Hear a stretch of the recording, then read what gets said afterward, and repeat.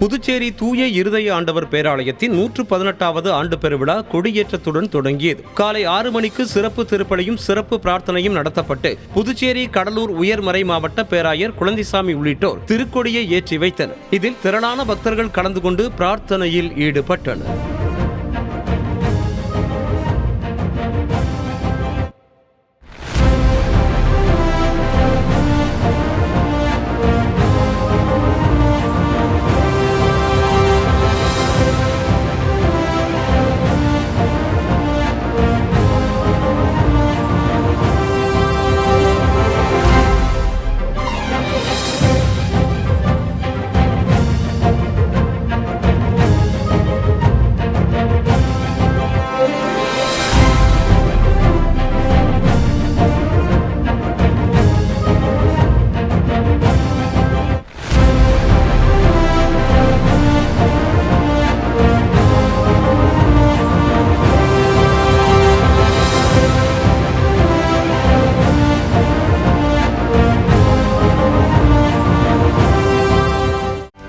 செய்திகளை உடனுக்குடனும் துல்லியமாகவும் தெரிந்து கொள்ள சப்ஸ்கிரைப் பண்ணுங்க.